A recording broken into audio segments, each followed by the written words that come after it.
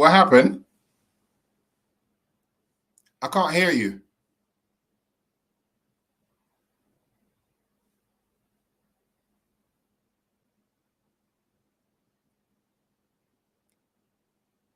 Yeah, it's very quiet, Manny.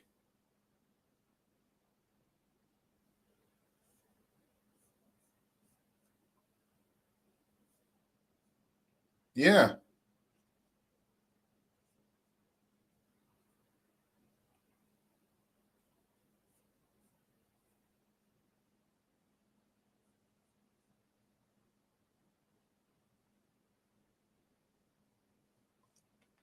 Wait, can y'all hear me? Are we both on mute?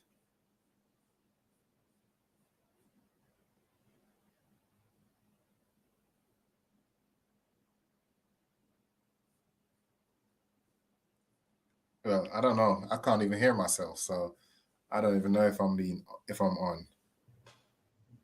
Okay, can you hear me? Yeah, I can hear you. Can you hear me? I can hear you now, yes. I don't know what happened. But yes, we are both. I don't know what happened.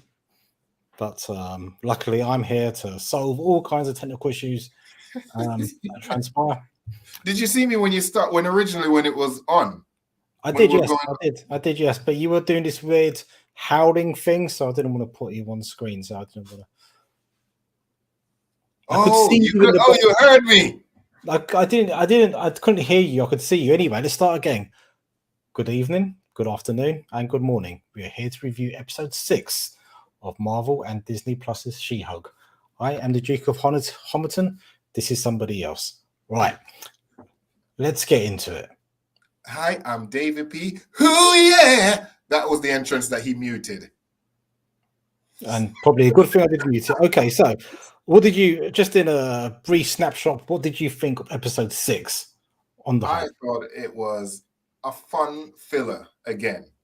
Like, it's nice they're doing these little fillers, but it does add to the story. It gives you context of, you've seen different aspects of her life, certain things that's going on that gives you a wider perspective of her everyday life and what life was like for her in general. So I think it's great that way. Do you think maybe we're entering the realms of too much filler? Like we had a bit of filler last week. People were expecting Daredevil. They never got Daredevil. I can imagine my brother was quite upset. I think he was pining for some Daredevil this week.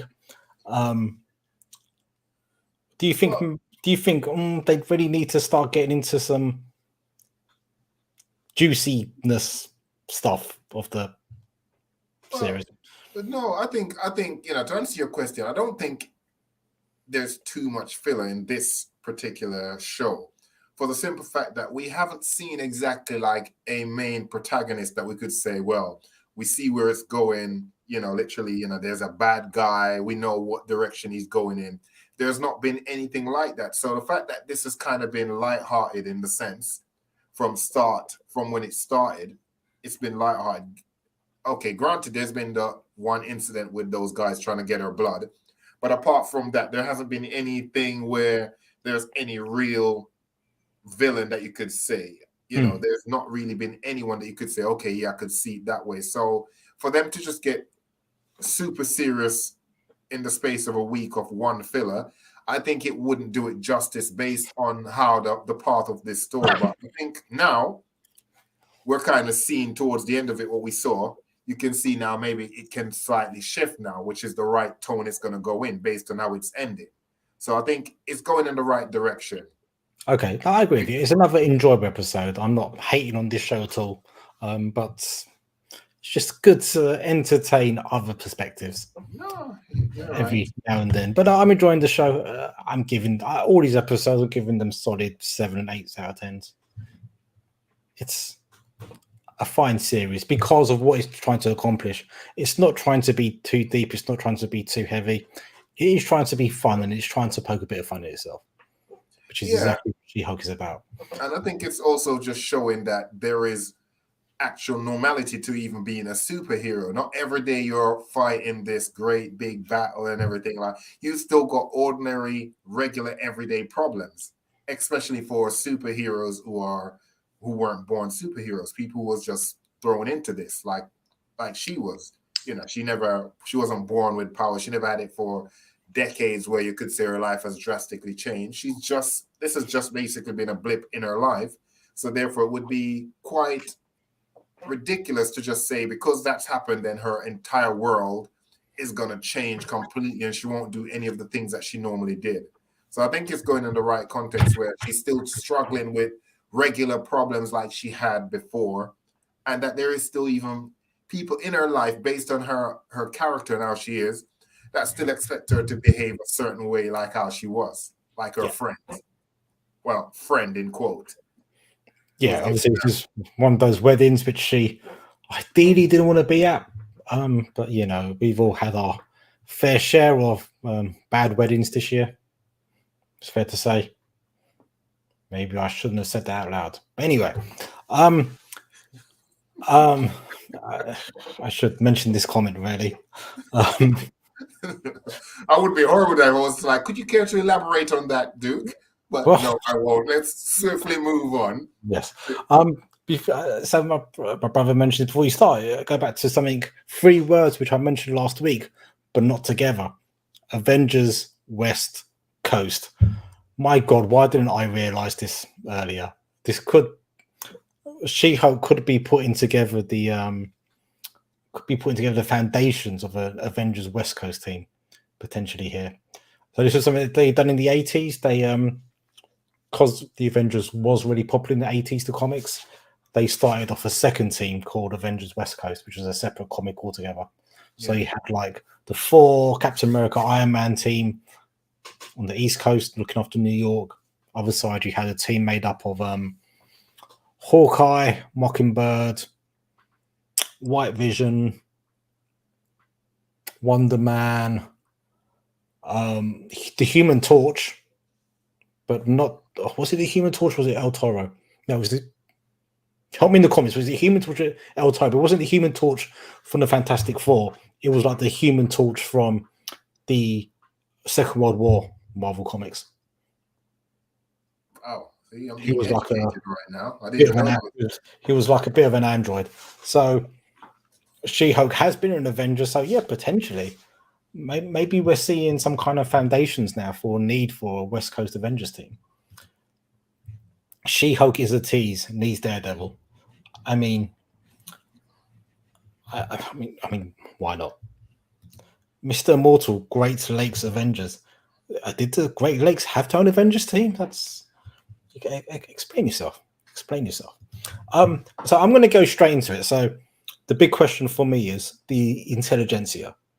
Now that appears to be the big plot point coming out of this episode. So we see we see Mallory and Nikki. They're representing a client called Mr. Immortal, who is in the comics, a lot younger in the comics, it's fair to say. Hilarious scenes with him, but he tells them about this website, which is kind of like a 4chan Reddit kind of website, just a website where lots of incels, I imagine, go to hang out and just talk about how much they hate women and stuff. But just not a healthy place for the internet, it's fair to say. But in the comics, Intelligentsia is a lot more. Intelligentsia is actually run by the leader and numerous other smart. So I'm ahead of you, Kay. I'm ahead of you, and various other smart supervillains within the within the Marvel Comics universe. So the leader MODOK is a member of the Intelligentsia. Mr. Sinister, I believe, was once a member of the Intelligentsia. What about Brainchild? I don't think Brainchild was, no. And Dr. Doom ended up taking over the Intelligentsia, but ultimately the Intelligentsia were the people responsible for the creation of the Red Hulk. Okay. So I think what we're seeing here now is actually the first kind of indication as to who the main villain of this series is. I think the Intelligentsia could well be the people who sent the Wrecking Crew to try and extract blood from Jennifer. Oh yeah, 100% it was them, because you saw at the end like they had like a thicker Don't know what that needle is made out of. If it's probably vibranium or who knows what kind of metal. Yeah. But you see that one, which is what they're going to obviously try to use. But hey, maybe it's adamantium. Yeah.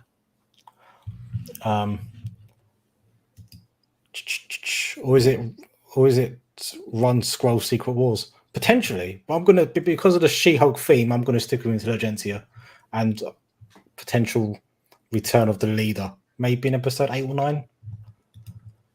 I think Ghost Dad was also in Intelligentsia. Okay, that's interesting. So that's the case, then this could also feed into maybe a bit of Thunderbolts plot line.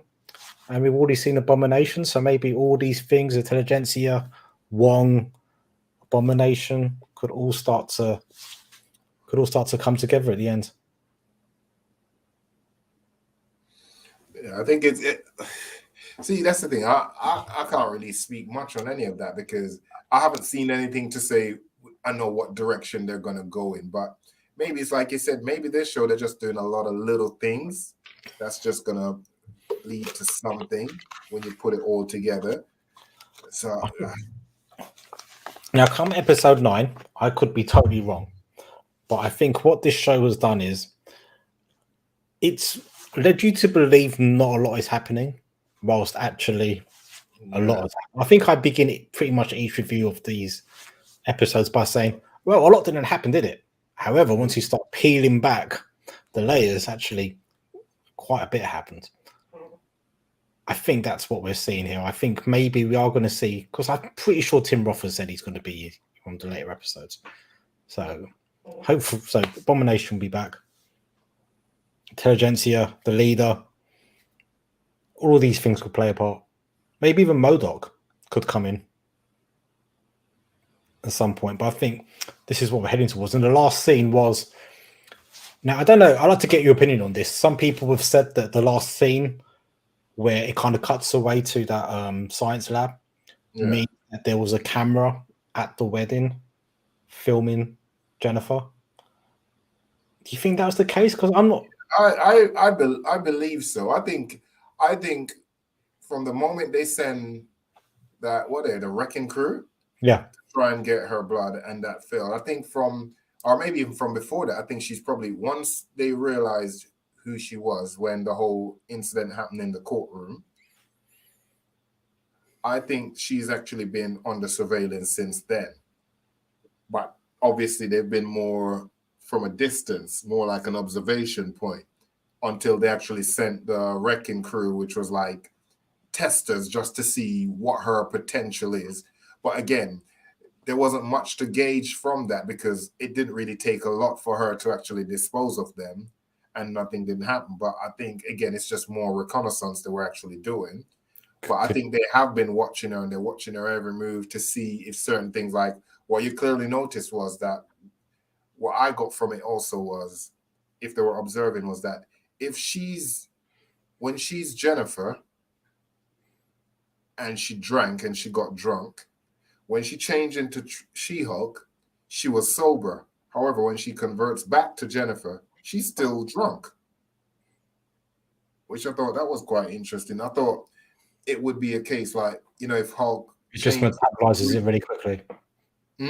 Or just metabolize the alcohol really quickly. Yeah, I thought when she would have transformed, it would have literally just, reversed all of that side effect of her being drunk. So when she goes back to normal, then she's fine. So would that be the same case, that if she's injured as Jennifer and she transforms into She-Hulk, when she changes back into Jennifer, she'll still be injured? I'm not sure. It's a good question, though. I think it's worth pondering. I think what this means is that obviously Titania turned up at the wedding as well. Titania had kind of gotten herself on the invite list by dating one of the nerdy groomsmen, it seems. Yeah. So she is obsessed with She-Hulk, and she's very obsessed with the character. However, for the reasons we've just discussed, I don't think that... That's another good point, Cake. I don't think that she is working for the Intelligentsia, because she was so desperate for She-Hulk, for Jen to turn to She-Hulk, which would be counterproductive to them getting her blood. I think it's purely a one-on-one beef between the two. And you're right, thinking about it, Titania should have broken Jen's straw. I think that's actually a really good point. Unless she weren't using her full powers.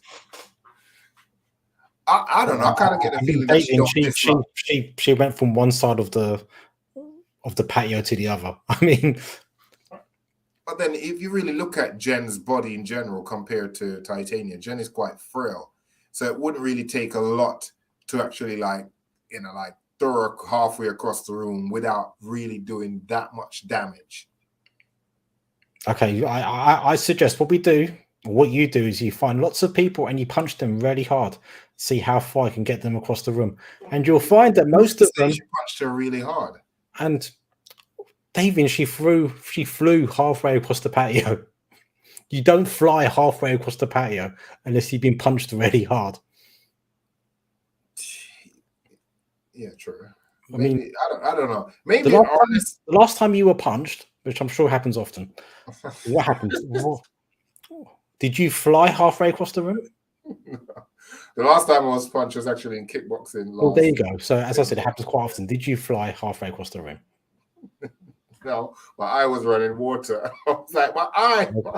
Okay, you had a bit of a cry, but you didn't fly halfway across the room. This is what we established. So, this is a fair point my brother makes.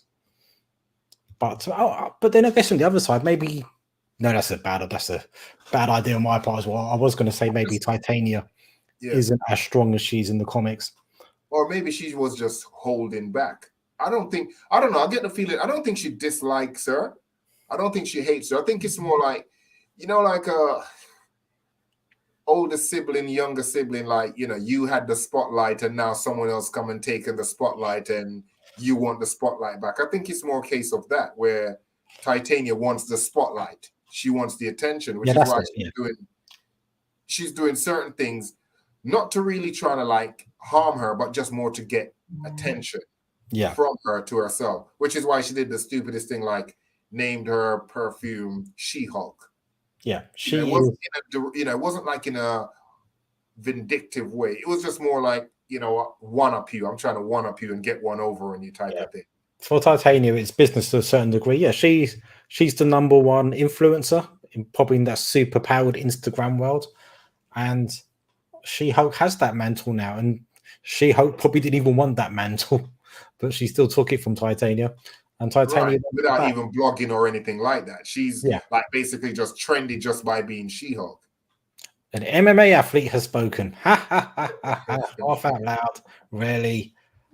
Okay, we just need to let him live in his fantasy world. It's pointless trying to drag him out of it. Just humor him. I'm an athlete now. Yeah.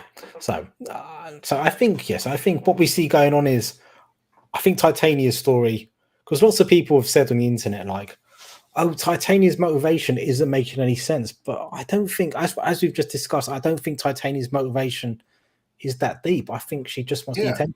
Attention, literally. That's it. I want my spotlight. I'm the number one influencer. I want the attention back on me. So she's not going to do anything which is why it goes further to my point, where I believe that she was holding back even when she was attacking her as Jen, because she didn't want to.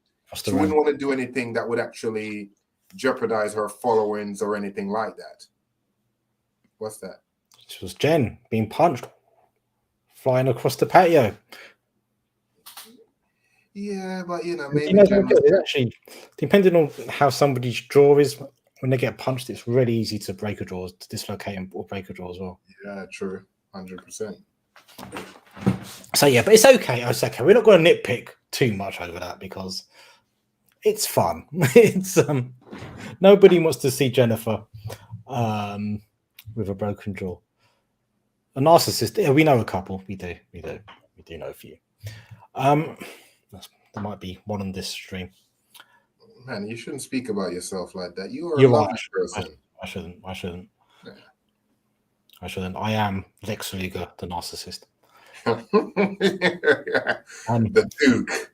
That's a 1990s wrestling reference, if anybody's interested in knowing about. So, yeah, that was interesting. Let's talk about the wedding itself. So, poor Jen turns up to the wedding as She-Hulk, and automatically all the intentions on her. Then the bride comes out and is like, Bridezilla, no, you're taking all the attention off me. Yeah, that's real interesting. I wonder, did she really do it, or is somehow She-Hulk slowly kind of personalities kind of influencing Jennifer? Because remember, before she went, when she got it, she was like, come as Jen, don't come as She-Hulk, because it's my big day. And she turns up as She-Hulk. So they're not two different personas. She-Hulk and Jennifer are not two different personas.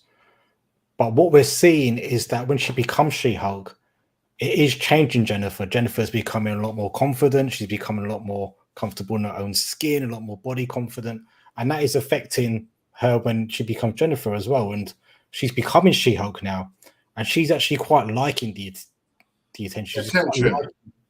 She's quite liking being powerful. So it's not really two different personas. It's how her becoming She-Hulk has affected her on all levels. Yeah, but then think about it, Manny. Why I said that is for the simple fact that if it's her friend, right? Even though they hadn't spoken for a while, and which is what her friend was like, well, you haven't spoken for a while, but you're going. Yeah, I guess I'm going because I said we would, blah blah blah, whatever. And you're going, but your friend said specifically, don't do this. Now, Jen, from what you've seen of Jen is not.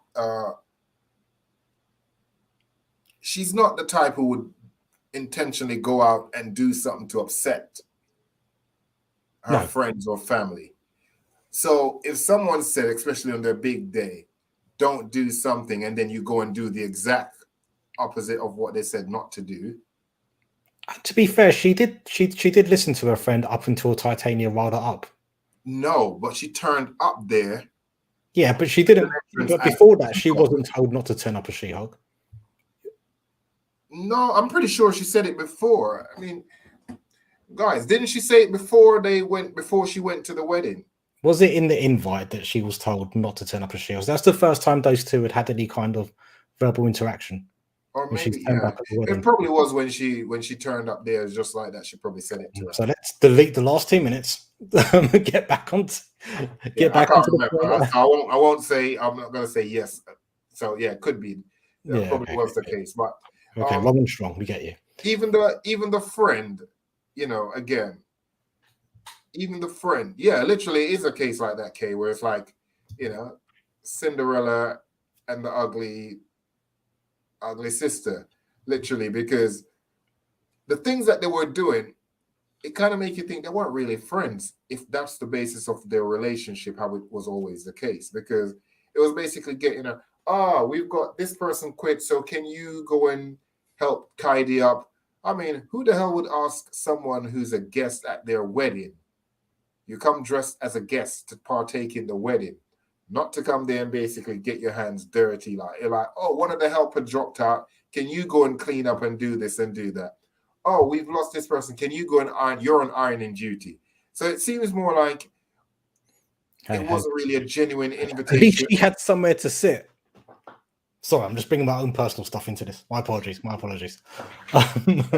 Hey, keep it professional, sir, dude. Sorry, you're right. I should be more professional.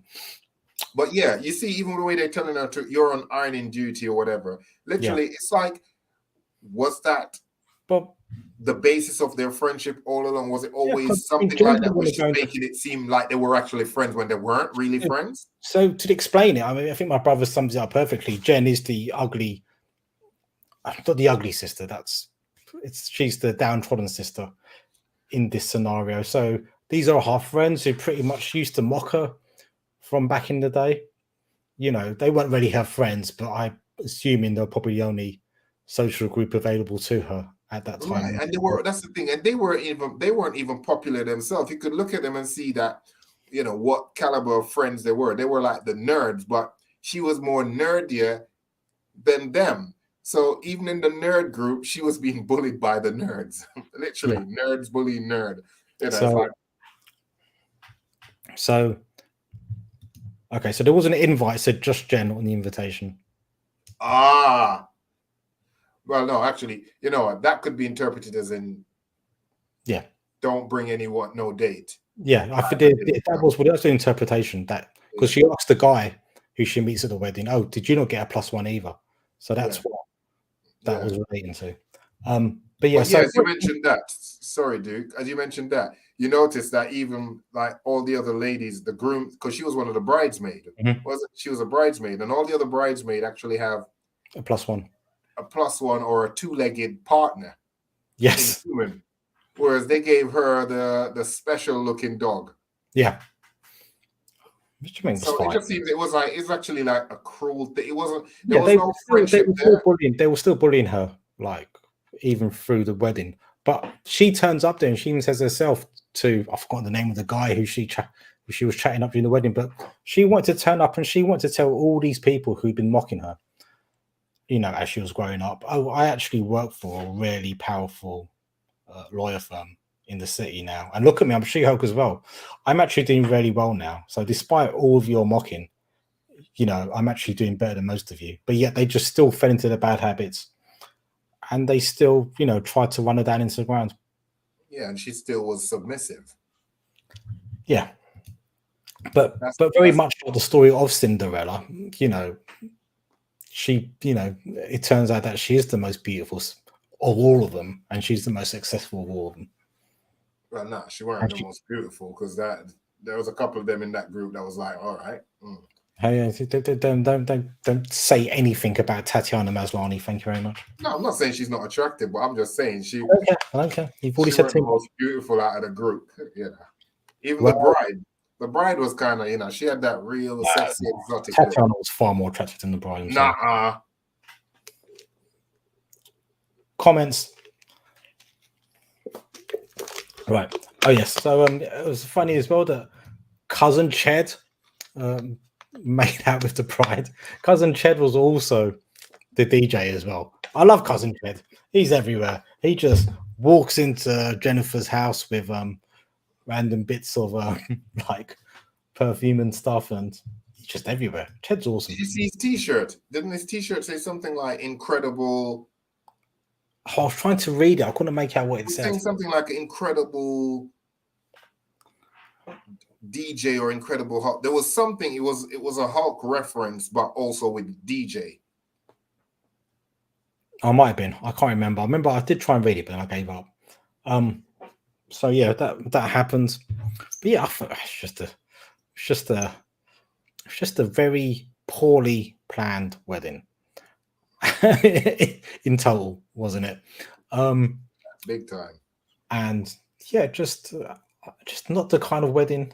Yeah, it was like not being funny, but it was more like a, you know, no offense out there, but it was more like a trailer park wannabe upscale wedding, because you go to the wedding and literally there was no free drinks or nothing. You had to be paying for the drinks at the bar. You know, I don't even know if anyone got food. I don't think anybody did get food from what I saw. Yeah, there was. It reminds me of something. Sorry. And even the cake, it wasn't even like a proper cake. It literally looked like one of those that you'd go and buy in a supermarket for like a kiddie's birthday or something. Yeah. Because Titania, she left with the cake, didn't she? It wasn't even a Colin the Caterpillar cake from Marks and Spencer's. You know, or Bob the Builder or Thomas the Tank Engine. It was some Lidl kind of. Not there's anything wrong with Lidl. Some point out, you know. Just shout out to Lidl. We need sponsors. You know, we love your cakes. Listen, my brother puts a point here. Cousin Ched, part of Intelligentsia. Do you know something? That's not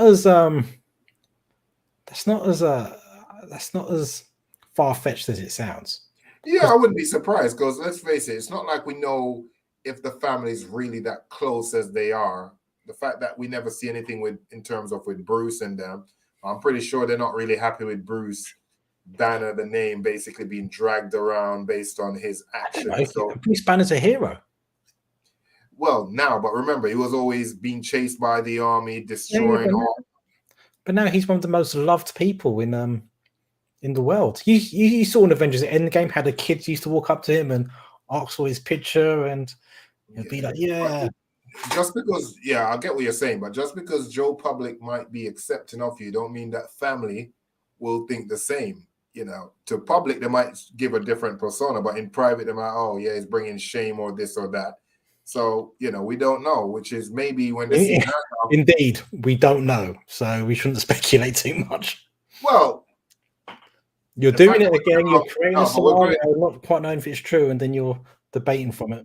Yeah, but we're going down this road where we're saying we don't know if it could possibly be part of what they call intelligentsia, whatever the hell they want to call it. So yeah, but on the other hand, he could be the most loved member of the family because of the fact that he saved the world from Thanos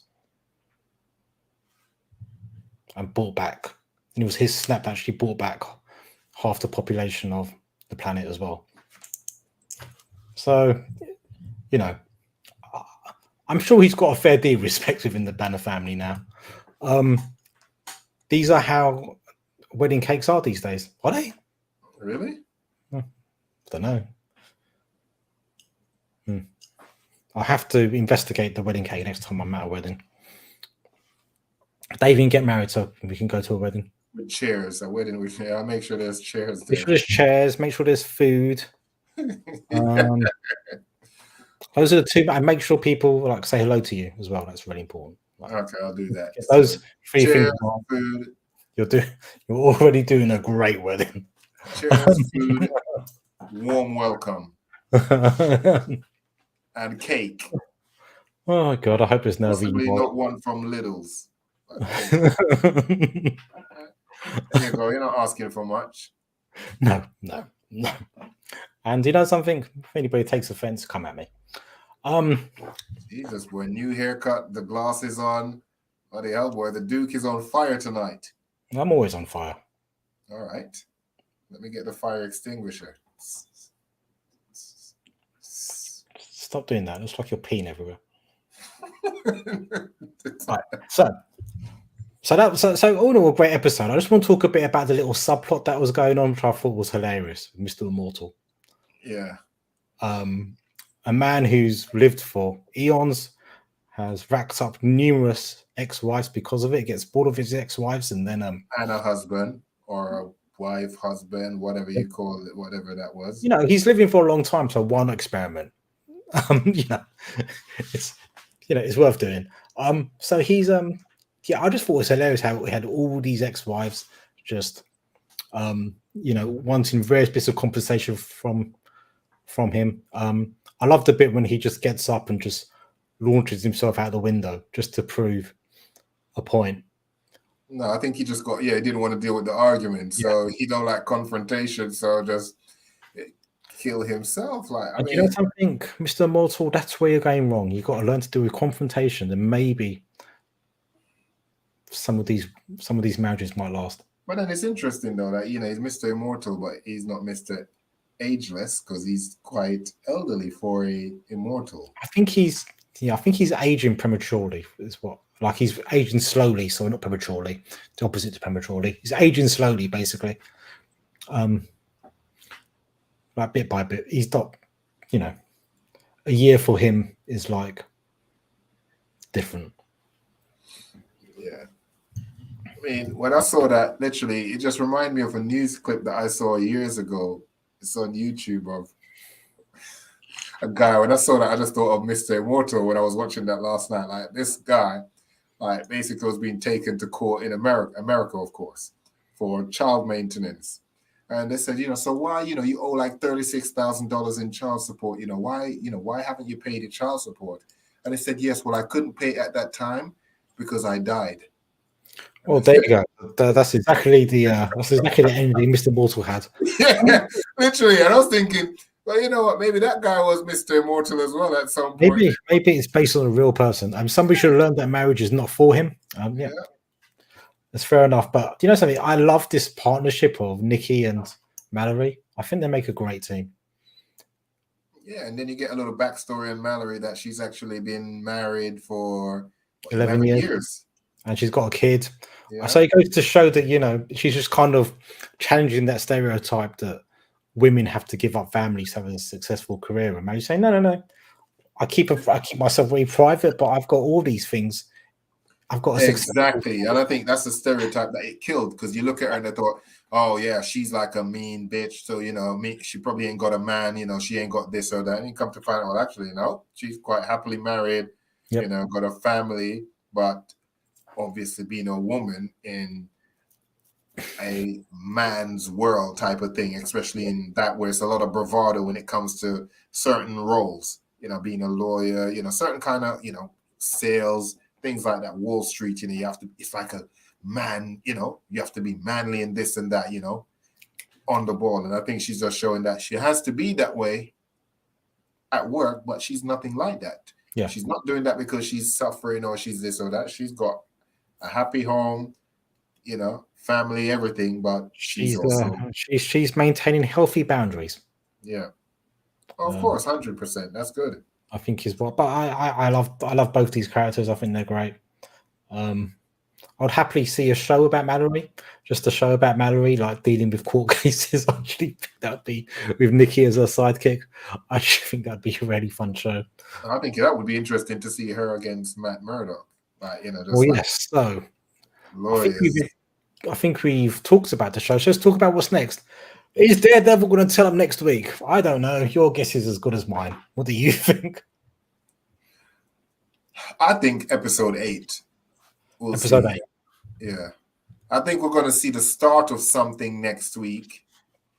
And I think 8, 9, that's when we're really going to see what direction it's going, who's the real protagonist, what exactly is going on, especially if there's going to be a season 2, what direction season 1 will go towards, making it possibly for the urge of people to want to see a season 2. Yep. Because not all of these shows people want, you know, you've seen that you thought, okay, yeah, I want to see a season 2. I'm not being funny, but I wouldn't want to see a season 2 of Hawkeye. Well, I wouldn't mind one, in all fairness. Anything which brings in Kingpin, fine with me. We're waiting for Frogman. Yeah, Frogman's going to make an appearance soon. So we're waiting for Frogman to make an appearance, Daredevil to make an appearance. And we're hoping for reappearances of Bruce Banner and Emil the Abomination. And also Madison. Oh, yeah, okay, good point. Well, Madison, the leader. We could see the leader coming up. We could see MODOK coming up. God, are we going to see any more Hulks turn up, like Red Hulk or someone like that? I doubt it, because we've only got 3 episodes left. So I can't see that happening personally. But maybe a lot of these things they're gonna say, because is it Daredevil? You're saying it's gonna be what, 18 episodes? Yeah, something, yeah, very long. So yeah. maybe it's in Daredevil we're gonna get to see a hell of a lot, because for 18 episodes you're gonna have a hell of a lot of things to actually.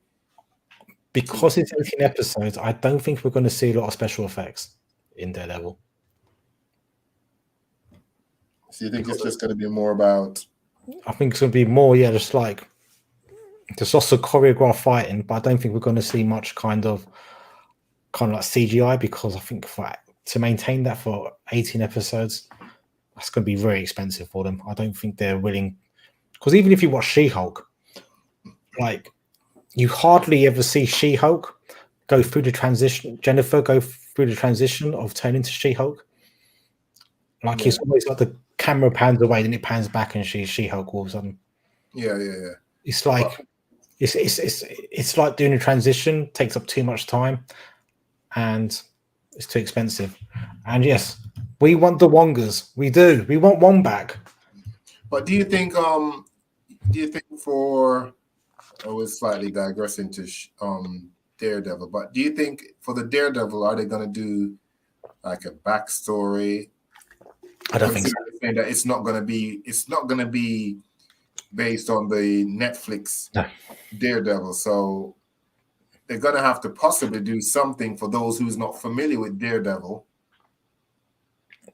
I think they might cover it. I don't think they'll do like an entire I don't think the season will be like an entire origin story, but I think they might, like how they done with She-Hulk, they just covered it really quickly at the start. They might do. I mean, if this is 18 episodes, unless they've got a lot of great writing and plots and fillers that's going to make sense to put in it, then they could possibly take 2 episodes or so to give us like It would have to be a flashback kind of thing because we've already seen Daredevil twice now in the MCU. Okay, we've seen him once and his helmet, so it's kind of twice in the MCU. So what I think might happen is they'll kind of flash back to it, maybe like spare 5 or 10 minutes per episode, just to back. I don't know if you're watching Andor at the moment. No, but they're doing a really good job of telling the current story, but then flashing back to tell the origin story concurrently with the main story as well. So there could be a similar thing to that. By the way, Andor, I think me and Bavik this weekend should be doing a review of Andor. I thought it started off slow, but now I've watched episode 3. I'm absolutely loving it.